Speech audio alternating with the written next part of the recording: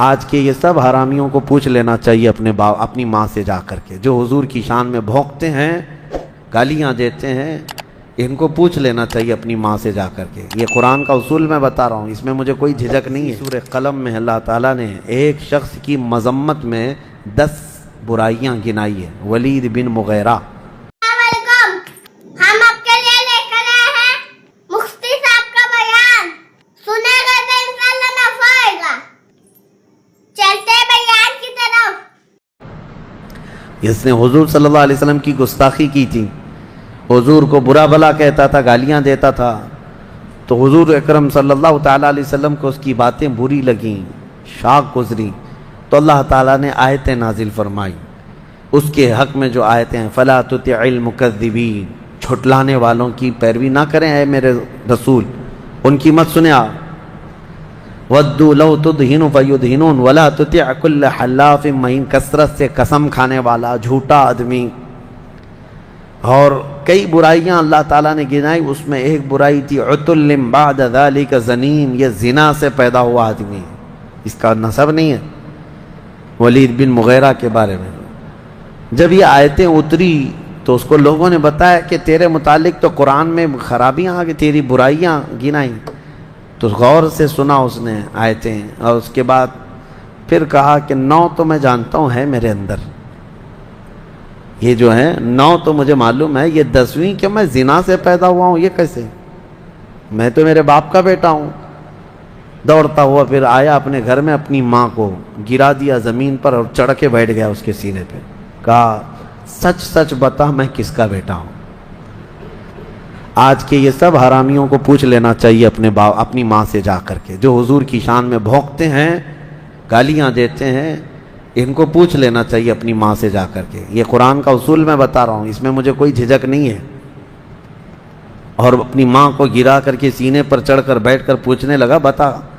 اس کی ماں نے بہت اچھا جواب دیا، کہا تو اگر صحیح باپ کا ہوتا تو اپنی ماں کے سینے پہ نہیں بیٹھتا، حقیقت میں تو اپنے باپ کے نام سے جو مشہور ہے اس کا نہیں ہے، جنگل میں ایک چرواہا تھا، اس سے میں نے زنا کر لیا تھا، مجھ سے ہو گئی تھی بدکاری اور اسی سے تو پیدا ہوا ہے۔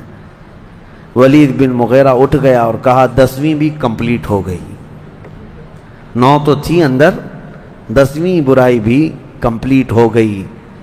اسی لیے میرے عزیزو آپ اس بات کو سمجھ کر کے چلیں کہ نبی پاک صلی اللہ تعالیٰ علیہ وسلم کی شان میں بھونکنے والے یہ ایسے ہی لوگ ہیں جن کا نطفہ ثابت نہیں ہے، جن کا نسب ثابت نہیں ہے، جن کی اصل میں خطا ہے، ورنہ حلال بندہ حضور اکرم صلی اللہ تعالیٰ علیہ وسلم کے ہر اخلاق پر قربان جاتا ہے، بلکہ اسے اندازہ ہوتا ہے کہ یہ کون سی ہستی ہے دنیا میں۔ ہماری بات تو چھوڑیں، بڑے بڑے دوسرے دانشور لوگوں نے لکھا ہے، آپ کو میں بتاؤں، جارج برنارڈ شاہ ایک بہت بڑا رائٹر بھی گزرا ہے، دانشور ہے، انگریز ہے، اس نے اپنی کتاب میں لکھا ہے کہ میں نے بہت سارے ریولیوشن دنیا میں دیکھے، انقلاب، لینن کا انقلاب، مارکسزم کا انقلاب، یہ ریولیوشن آیا، کمیونزم کا ریولیوشن آیا، بہت سارے بڑے بڑے انقلاب آئے دنیا میں۔ وہ کہتا ہے جو انقلاب لانے والی شخصیت ہوتی تھی وہ جب تک زندہ ہوتے ان کی تحریک بھی چلتی، تنظیم بھی چلتی، اور اس کے بعد دھیرے دھیرے دھیمی ہو جاتی، ٹھنڈی پڑ جاتی۔ جو انقلاب لانے والے لوگ تھے وہ جاتے ہیں تو تنظیم ٹھنڈی پڑ جاتی ہے، تحریک ختم ہونے لگتی ہے۔ اور وہ کہتا ہے میں نے صرف ایک ریولیوشن دیکھا ہے جو مدینے سے نکلا تھا، ایک انقلاب دیکھا جو مدینے سے نکلا تھا اور پوری دنیا میں پھیلا تھا، اور اس کے بانی محمد صلی اللہ علیہ وسلم، اس کے فاؤنڈر محمد صلی اللہ علیہ وسلم دنیا سے پردہ تو کر گئے، لیکن ان کا لایا ہوا ریولیوشن، ان کا لایا ہوا انقلاب 14 صدیوں کے بعد بھی ٹھنڈا نہیں پڑتا، روز بڑھتا ہی جاتا۔ آج تک کسی اور انقلاب میں اتنا اثر نہیں دیکھا کہ اتنے لانگ ٹائم پر کسی بانی کا اثر پایا جاتا ہو۔ یہ ہم نہیں کہہ رہے، یہ مسلمان نہیں ہے، جس نے لکھا ہے وہ جارج برنارڈ شاہ، یہ انگریزوں کا رائٹر ہے۔ اسی طرح سے کئی ایسے لوگ ہیں جو نان مسلم ہیں لیکن حضور پاک صلی اللہ تعالیٰ علیہ وسلم کے تعریف میں وہ رطب اللسان ہے. گرو نانک نے تو پوری نعتیں لکھی ہیں حضور صلی اللہ تعالیٰ علیہ وسلم کے متعلق، پتہ نہیں کتنے اشعار لکھے ہیں. اور گرو نانک کا تو ایک جملہ مشہور تھا، محمد نہ ہے بھکتی نہ ہے. محمد صلی اللہ تعالیٰ علیہ وسلم نہ ہو تو عبادت ہی نہیں ہے دنیا میں. عبادت کا صحیح طریقہ دنیا میں دکھانے والے محمد صلی اللہ علیہ وسلم. بہرحال دنیا جس کی آنکھیں کھلی انہوں نے پہچانا. لیکن میں آج ان لوگوں کی تعریفوں کو دلیل کے طور پر یا حضور کی فضیلت کے لیے نہیں بیان کر رہا ہوں. حضور پاک کی فضیلت کے لیے حسان بن ثابت بھی ہیں. حضور کی تعریف کے کرنے والوں میں امام شرف الدین بوصیری بھی ہیں. ان لوگوں کی تعریف کیے ہوئے الفاظ اور ان کے نام میں آج اس لیے گنا رہا ہوں. الفضل لما شہید بہ الاعداء، عربی میں مقولہ مشہور ہے کہ فضیلت اس کی بہت ہے جس کے دشمن بھی گواہی دے رہے ہوں. جس کے دشمن بھی گواہی دے رہے ہوں اس کی فضیلت ہے. ورنہ نبی پاک صلی اللہ تعالیٰ علیہ وسلم کی تعریف کے لیے انسان تو انسان ہے. خلاق کائنات خود قرآن میں اپنے حبیب کی تعریف بیان کر رہا ہے. وَرَفَعْنَا لَكَ ذِكْرَكَ إِنَّا أَعْطَيْنَاكَ الْكَوْثَرَ، یہ سب نبی کی شان میں تو اللہ نے فرمایا. ایک دو نہیں، کئی آیتیں ہیں، کئی آیتیں جو ڈیفنس میں اللہ نے اتاری. اب یہاں پر میں اپنی گفتگو کو سمیٹتے ہوئے صرف یہی آپ سے کلام کرنا چاہوں گا کہ حضور کی شان میں جب کبھی حملہ ہو، نبی پاک صلی اللہ علیہ وسلم کی جب کبھی کوئی گستاخی کرے تو اس گستاخ کا جواب دینا، توجہ، اس گستاخ کا جواب دینا عام آدمی کی نہیں بلکہ یہ اللہ رب العزت کی سنت مبارکہ ہے. اللہ کی سنت مبارکہ ہے. ابو لہب نے کہا تھا محمد تمہارے دونوں ہاتھ ٹوٹ جائیں، تبن لک یا محمد، نعوذ باللہ. ابو لہب نے یہ کہا حضور کو گراں گزری یہ بات تو اللہ نے ڈیفنس میں جواب میں فرمایا آپ کے نہیں، تبت یدا ابی لہب و تب، ابو لہب کے دونوں ہاتھ برباد ہو جائیں. کون جواب کون دے رہا ہے؟ رب ذوالجلال دے رہا ہے. نبی کی طرف انگلی اٹھاؤ، جواب اللہ کی طرف سے ہے. کافروں نے ایک بار ایک بات مشہور کر دی تھی، حضور پر وحی نہیں اتر رہی تھی، 15 دن ہو گئے تھے، کوئی آیت نہیں آ رہی تھی، تو یہ افواہ اڑا دی. وَدَّعَا رَبُّ مُحَمَّدٍ مُحَمَّدًا، محمد کے رب نے محمد کو اب چھوڑ دیا ہے، اب کوئی وحی آتی نہیں، آیت آتی نہیں ہے. وَدَّعَا رَبُّ مُحَمَّدٍ مُحَمَّدًا وَدَّعَا رَبُّ مُحَمَّدٍ مُحَمَّدًا، نعوذ باللہ من ذالک. یہ بات پھیلتی گئی کافروں کی زبان سے کہ محمد کے رب نے محمد کو چھوڑ دیا. کئی دن گزرے، حضور پریشان حال تھے، یعنی غمگین تھے. نبی پاک صلی اللہ تعالیٰ علیہ وسلم کا جب غمگین تھے ان کافروں کی باتوں کو سن کر کے، تو اللہ تعالیٰ نے اپنے حبیب کی تسلی اور ان کافروں کے منہ بند کرنے کے لیے ڈیفنس میں، دفاع میں آیتیں اتاری. وَالضُّحَىٰ وَاللَّيْلِ إِذَا سَجَىٰ مَا وَدَّعَكَ رَبُّكَ وَمَا قَلَىٰ، محبوب کے چمکتے چہرے کی قسم، ان کی زلف معمبری کی قسم، محبوب آپ کے رب نے نہ آپ کو چھوڑا ہے اور نہ کچھ کم کیا ہے. وَلَلْآخِرَةُ خَيْرٌ لَكَ مِنَ الْأُولَىٰ، بلکہ آپ کی ہر آنے والی گھڑی پچھلی گھڑی سے کئی زیادہ بہتر ہے. جواب کون دے رہا ہے؟ اللہ دے رہا ہے.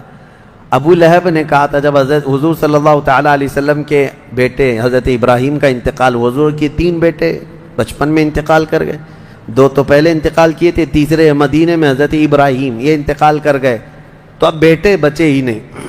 تو اس وقت یہ بات مشہور ہوئی یہ ابو لہب وغیرہ کی طرف سے کہ محمد کی نسل قطع ہو گئی، یعنی مقطوع النسل ہے، نعوذ باللہ، کٹی ہوئی نسل. حضور صلی اللہ تعالیٰ علیہ وسلم کو یہ جب اس نے کہا تو اللہ تعالیٰ نے حضور کی شان میں اور ان کافروں کے منہ کو بند کرنے کے لیے یہ آیت نازل فرمائی. انا اعطیناک الکوثر فصل لربک وانحر ان شانئک هو الابتر. اے محبوب ہم نے تو آپ کو خیر کثیر عطا فرمایا، ہم نے آپ کو کوثر عطا کیا ہے. کوثر کا مفہوم سمجھ بھی نہیں سکو گے کہ کوثر کیا ہے. کوثر کس کو کہتے ہیں یہ سمجھنے کے لیے بہت تمہیں عربی میں بلاغت اور فصاحت کے کئی قواعد جاننے پڑیں گے. ایک مختصر سی بات میں بتا دوں، دنیا کو اللہ قلیل فرماتا ہے، پوری دنیا کیا ہے؟ قلیل. قلیل کے اپوزٹ میں جو ہوتا ہے وہ کثیر ہوتا ہے, اور کثیر سے زیادہ ہو تو اسے اکثر کہتے ہیں, اور اکثر سے بھی زیادہ ہو تو کوثر کہتے ہیں. تو اللہ تعالیٰ نے اپنے حبیب کو جو دیا ہے وہ یہ پوری دنیا کا اپوزٹ کریں تو کتنا ہو گیا؟ کثیر. اور اس سے بھی زیادہ ہو تو کیا ہوگا؟ اکثر. اور اس سے بھی زیادہ ہو تو کوثر. اور اللہ فرما رہے ہیں محبوب ہم نے تو آپ کو کوثر عطا کیا ہے. کھڑے ہو جائیں اور رب کی عبادت کریں اور قربانی کریں. ان شانئک ھو الابتر. محبوب آپ نہیں, آپ کا دشمن کٹی ہوئی نسل کا ہے, آپ کا دشمن کٹی ہوئی نسل کا ہے. یہ آیت میں آئی بات, اللہ کا فرمان حق ہے. ڈھونڈ کے نکالو ابو لہب کے بیٹے کہاں رہتے ہیں, نکال کے دکھاؤ کہاں ہیں ابو لہب کی اولاد. پتہ ہے کسی کو ایڈریس وغیرہ؟ کسی کو پتہ ہے؟ کوئی نہیں ڈھونڈ کر لا سکے گا. وہ مقطوع نسل خود ہو گیا. لیکن جس چپے میں جس علاقے میں بھی جائے سادات کی خوشبو تمہیں ملتی رہے گی. میرے آقا کی آل ہر جگہ ہے. اللہ نے اپنے نبی کی آل کو سیدہ کائنات فاطمۃ الزہرا سے چلایا ہے.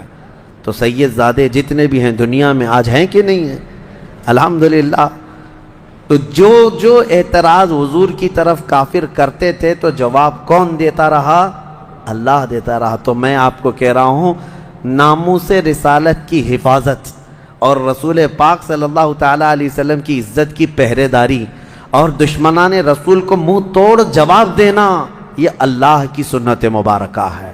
تو آپ کی زندگی میں اگر کبھی موقع ملے تو ایسے گستاخوں کا منہ توڑ جواب دیں.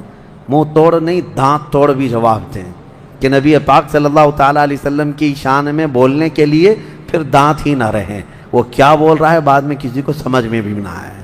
ہاں, یہ ہر ایک عاشق رسول جواب دے حضور صلی اللہ تعالیٰ علیہ وسلم کی عزت کے لیے. نبی پاک صلی اللہ تعالیٰ علیہ وسلم کی سیرت کو اللہ نے سب سے عظیم کا خلق اور خلق یعنی حضور کی صورت کو بھی سب سے خوبصورت کیا. نہ حضور کی صورت جیسا کوئی ہے, نہ حضور کی سیرت جیسا کوئی ہے. قرآن اس چیز کی گواہی دے رہا ہے. آپ سب سے بلند اخلاق پر پیدا کیے گئے. آؤ میں آپ کو بتاؤں.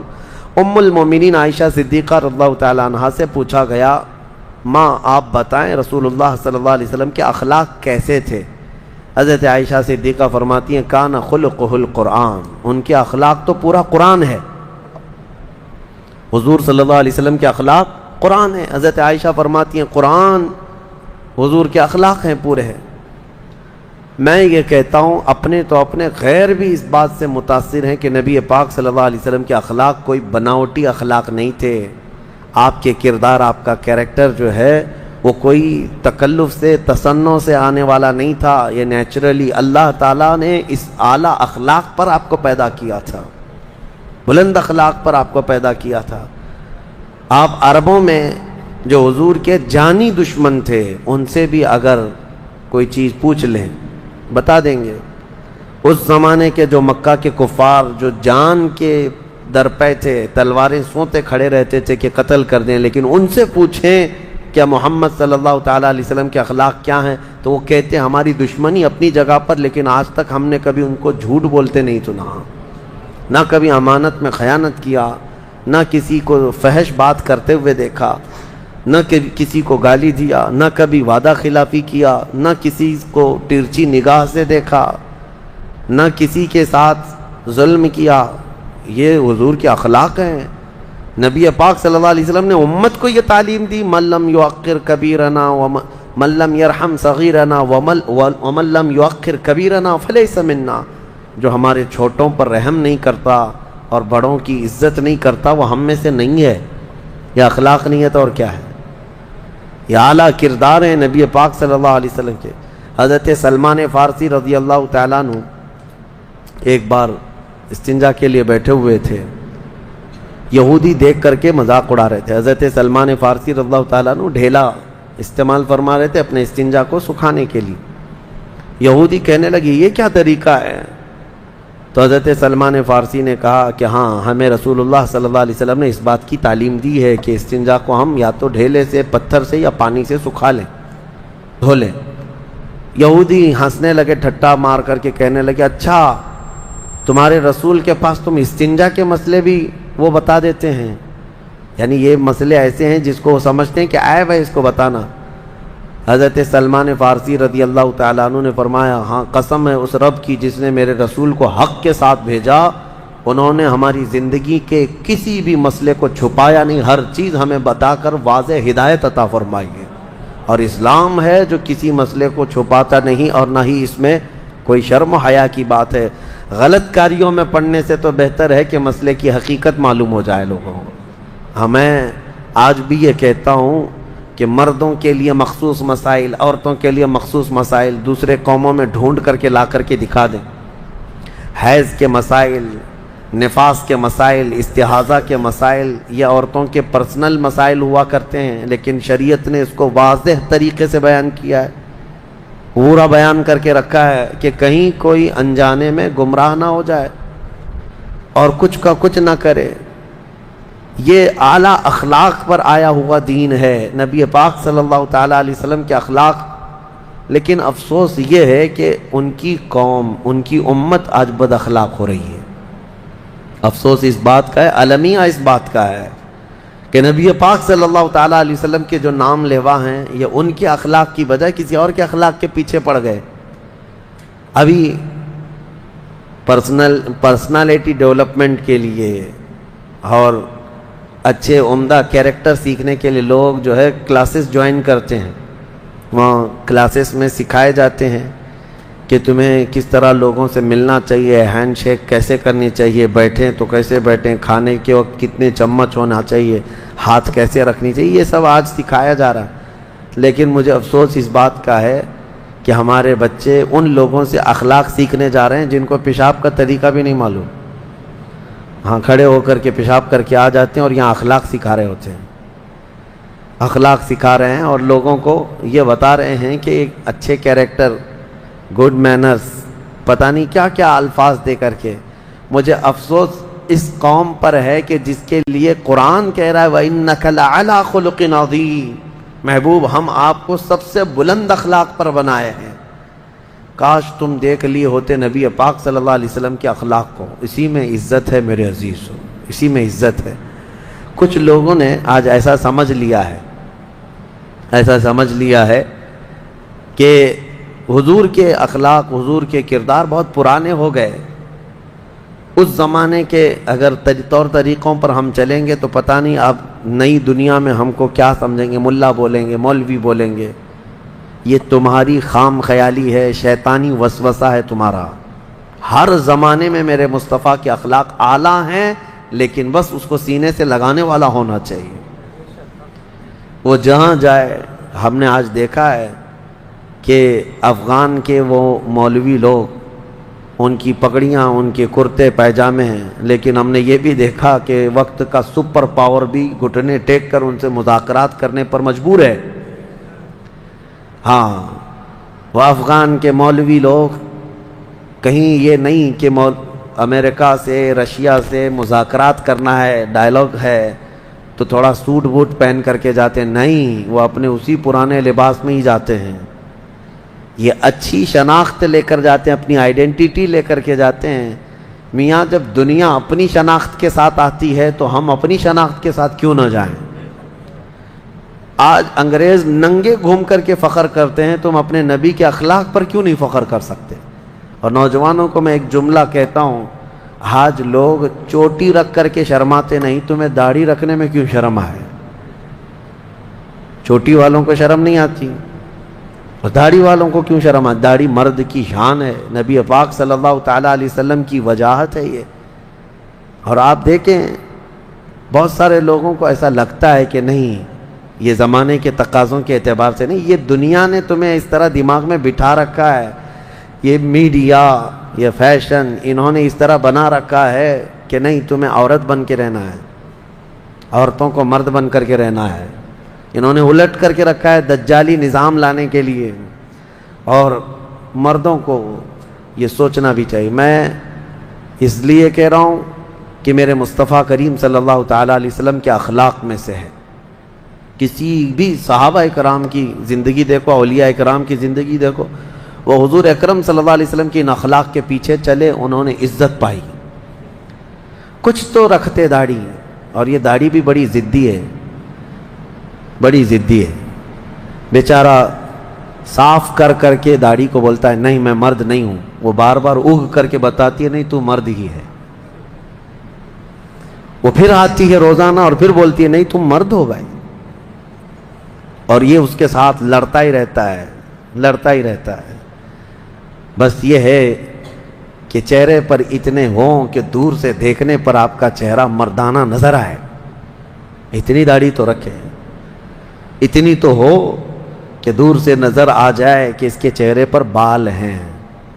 نبی پاک صلی اللہ تعالیٰ علیہ وسلم کی سنت سمجھ کر کے میرے عزیزو، میں اس پر آپ کے ہاں شدت تو کبھی نہیں کیا، لیکن یہ ضرور کہتا ہوں کہ عشق کا تقاضا ہے، محبت کا تقاضا ہے، اپنے حبیب کے چہرے کو سجایا جائے، اور حضور صلی اللہ تعالیٰ علیہ وسلم کے اخلاق میں جو عزت ہے وہ دنیا میں کسی بھی چیز میں عزت نہیں ملے گی، تمہاری عزت وہیں پر ہے۔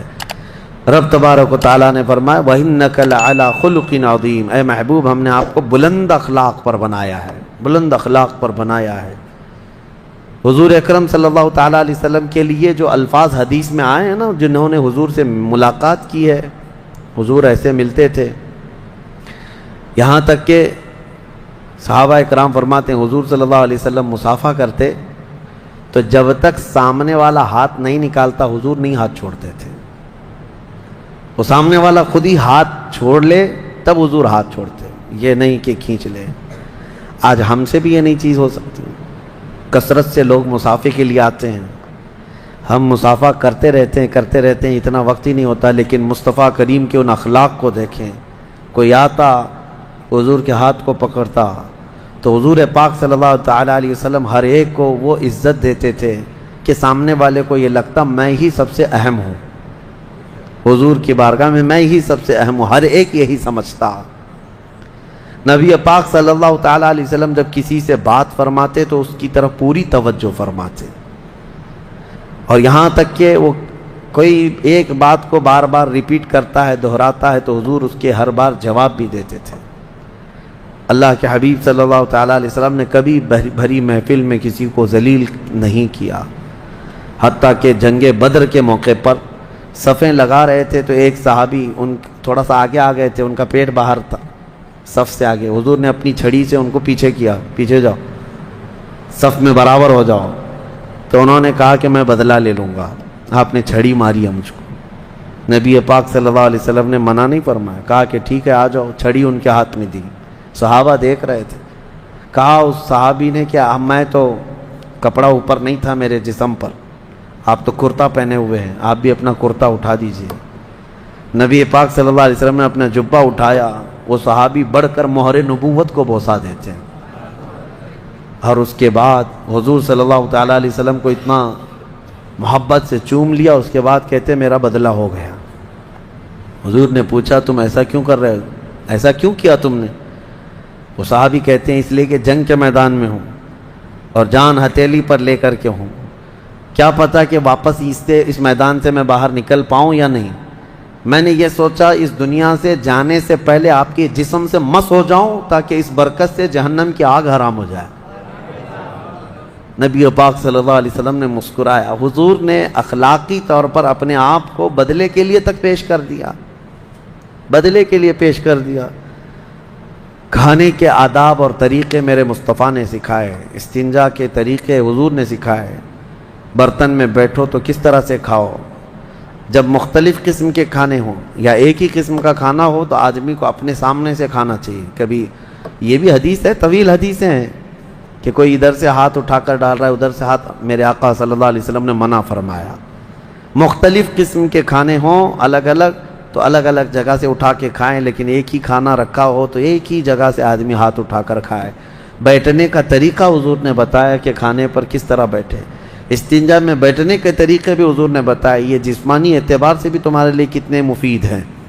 اس کے علاوہ پانی پینے کے طریقے حضور نے بتایا کہ 3 سانسوں میں پیے، نہ کہ بیل کی طرح کنٹینیو ایک ہی گھونٹ میں پورا پانی پی جائے۔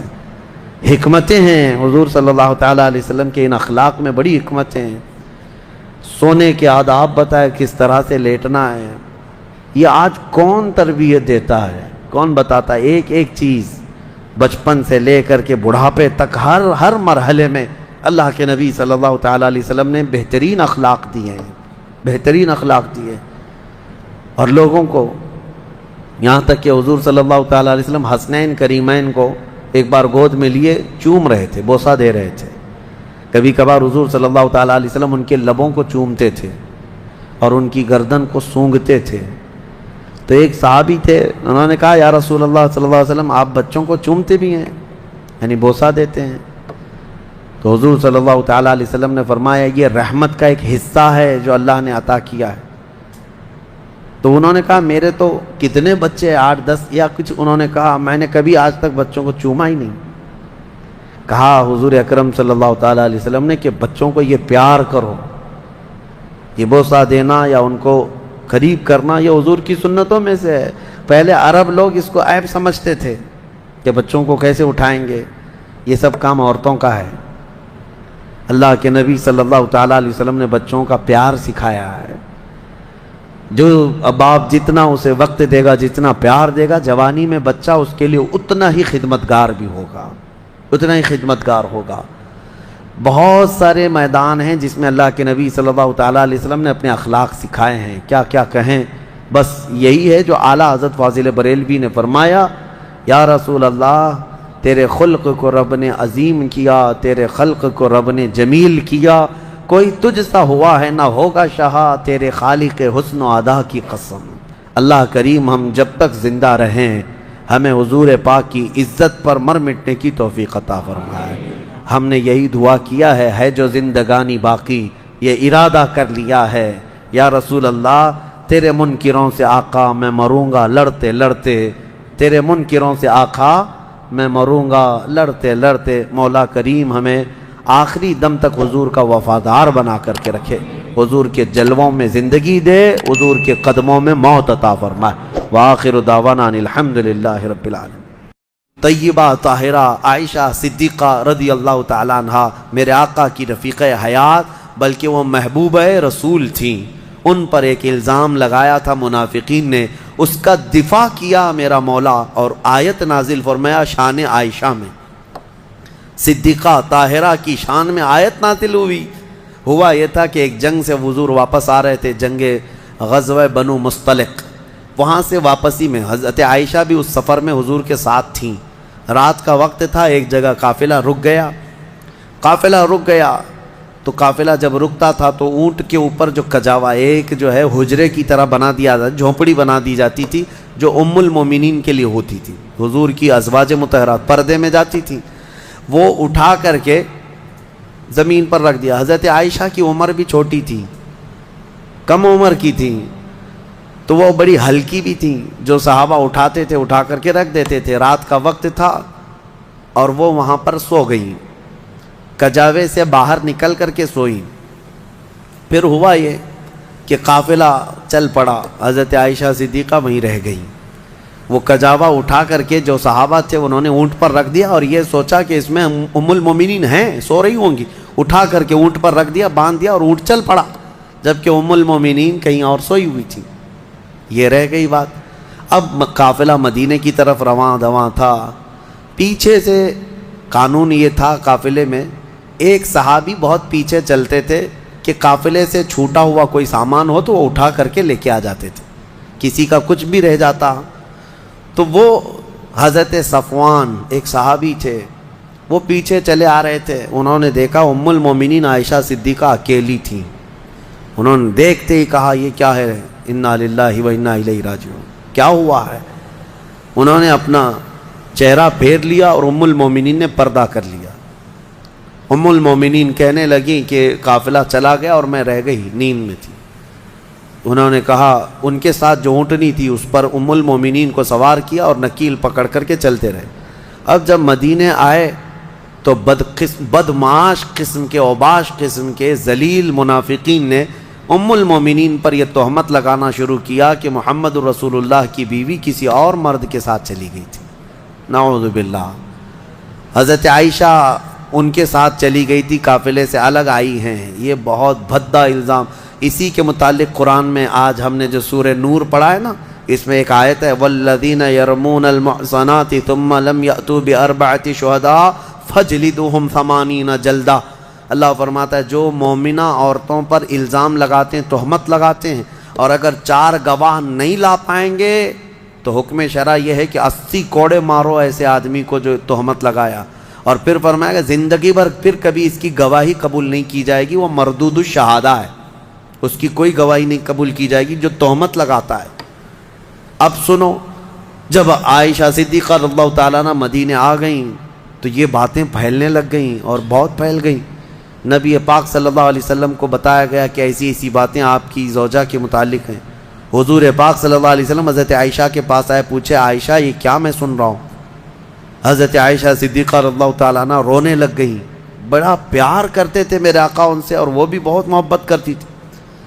حضور پاک صلی اللہ علیہ وسلم نے پھر ہوا یہ کہ حضرت عائشہ سے بات کرنا بھی چھوڑ دیا حضور نے، کہ میں اس وقت تک انتظار کروں گا جب اللہ تعالیٰ کا حکم آ جائے۔ اب یہ ام المومنین کے لیے کتنا ڈیفیکلٹ اور کتنا سخت مرحلہ ہوگا کہ کائنات کے آقا و مولا جن کی وہ زوجہ ہیں وہ بات نہیں کر رہے اور گھر پہ نہیں آ رہی۔ تو حضرت عائشہ اپنے مائکے چلی گئیں حضرت ابوبکر صدیق کے گھر، تو حضرت ابوبکر صدیق بھی بات نہیں کر رہے ہیں۔ پتہ نہیں کیا ہوا، لیکن معاملہ کچھ بھی نہیں تھا۔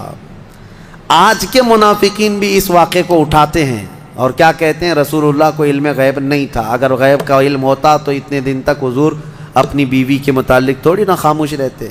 اس وقت کے منافق تہمت عائشہ صدیقہ پہ لگا رہے تھے، آج کے منافق جو ہے حضور پاک پر یہ تہمت لگاتے ہیں علم غیب نہیں تھا۔ سنو، میں دونوں مسئلے حل کرتا ہوں، اس کا حل بتاتا ہوں۔ یہ صحابہ کا بڑا امتحان تھا، 1 مہینے تک یہ معاملہ چلتا رہا مدینے میں۔ حضرت عمر فاروق رضی اللہ تعالیٰ عنہ کو حضور نے بلایا، ایک باری باری ہر ایک سے پوچھنے لگے۔ حضرت عمر سے پوچھا تمہارا کیا خیال ہے عائشہ کے بارے میں، یہ جو تہمت لگائی گئی، یہ جو افواہ ہے؟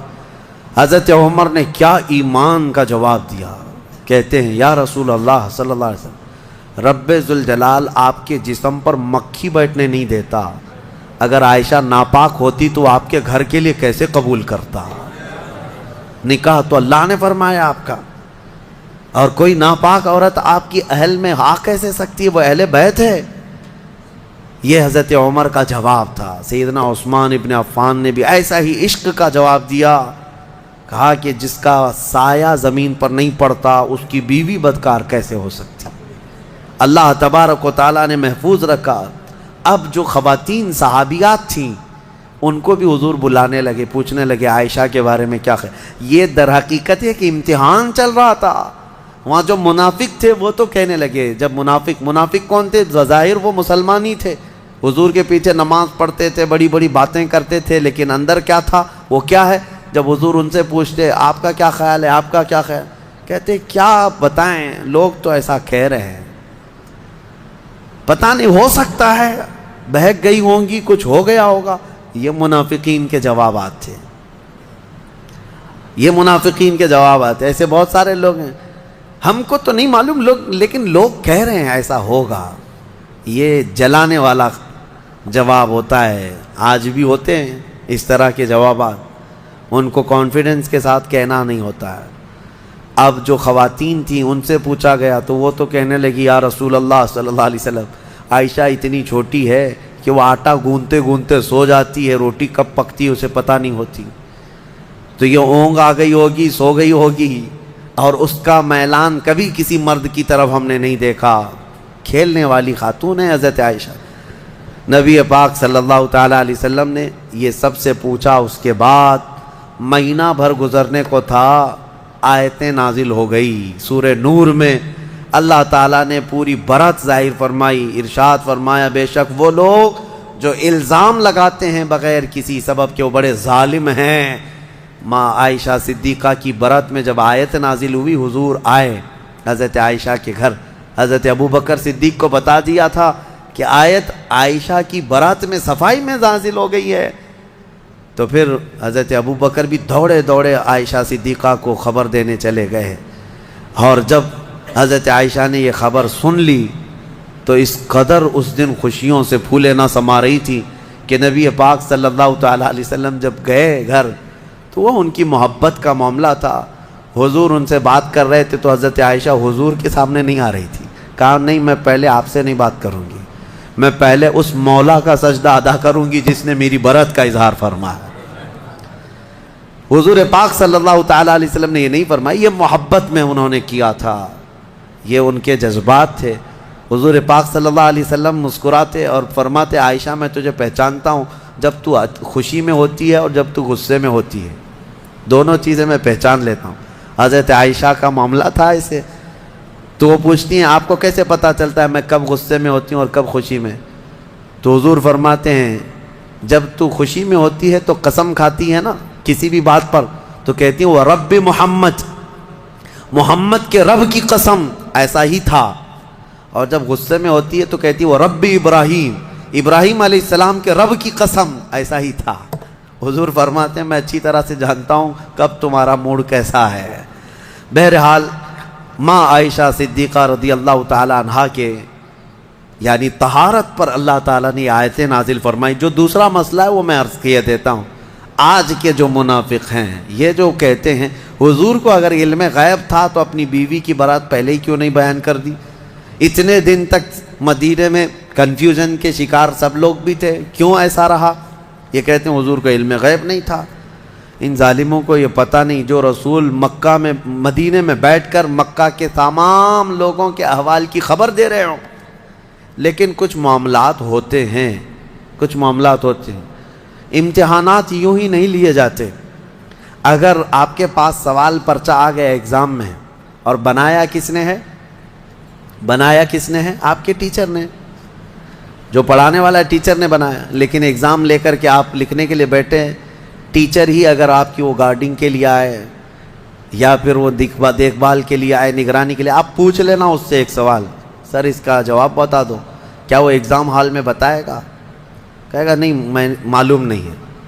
معلوم نہیں ہے مطلب اس کو معلوم ہے لیکن تیرا امتحان چل رہا ہے. امتحان کس کام کا ہے؟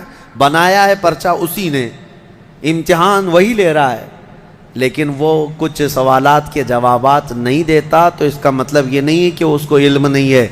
علم ہے لیکن تیرا امتحان چل رہا ہے. آپ کو پتہ ہے ایسا معاملہ ابھی سورہ یوسف میں گزر چکا. حضرت یوسف علیہ السلام نے کیا کیا تھا؟ یوسف علیہ السلام کے جب بھائی آئے تھے غلہ لینے کے لیے, ان کے چھوٹے بھائی بنیامین, ان کے تھیلے میں انہوں نے کھٹوری ڈال دی تھی, پتہ ہے نا. اور اس کے بعد کیا کیا؟ اعلان کروا دیا شاہی خزانے کی کھٹوری چوری ہو گئی, ڈھونڈو کس کے اس میں ہے, ڈھونڈو. حضرت یوسف علیہ السلام نے اعلان کروا دیا تھا اور سب کے غلے ڈھونڈتے جائے. وہ 10 بھائیوں کی بھی تلاش کر رہے تھے. قرآن میں یہ بھی ہے فَبَدَأَ بِأَوْعِيَتِهِمْ, ان کے سب تھیلیوں کو ٹٹولا گیا. حضرت یوسف علیہ السلام خود ہی ٹٹول رہے تھے. کس کو؟ 10 بھائیوں کے تھیلوں کو ٹٹول کر کے دیکھ رہے تھے, اس میں ہے, اس میں ہے. اور ڈالا کس کے تھیلے میں تھا؟ چھوٹے بھائی کے تھیلے میں ڈالا تھا. یہ 10 کو کیوں ٹٹول رہے تھے؟ کیا یہ بھی تم الزام لگاؤ گے کہ یوسف علیہ السلام کو معلوم نہیں تھا کون سے تھیلے میں؟ معلوم سب تھا. وہاں ایک مصلحت تھی کہ اللہ نے حضرت یوسف کو ایسا کرنے کا حکم دیا تھا. قرآن میں اللہ فرمایا کذالک کدنا لیوسف, ہم نے یوسف کو اس طرح کی ہدایت دی تھی کہ وہ ایسا کریں. تو وہاں حضرت یوسف علیہ السلام کے بارے میں یہ مانتے ہو اللہ نے ان کو ایسا کرنے کا حکم دیا تھا, تو پھر یہ غزوہ بنی مستلق کے بعد والے واقعے میں, ام المومنین کے واقعے میں یہ کیوں نہیں تسلیم کرتے کہ میرے آقا کو 1 مہینے تک اللہ نے خود ہی یہ فرمایا تھا کہ محبوب آپ کے سارے آس پاس آنے والوں کا امتحان ہو جائے, جو ایمان والا ہو ان حالات میں بھی میرے مصطفیٰ کی بڑائی بیان کرے گا. امید کرتی ہوں آپ حضرات کو بیان اچھا لگا ہوگا. بیان اچھا لگا ہے تو ہماری ویڈیو کو لائک کریں اور چینل کو سبسکرائب کریں اور پیارا سا کمنٹ کریں اور بعد میں ملتے ہیں. اللہ حافظ.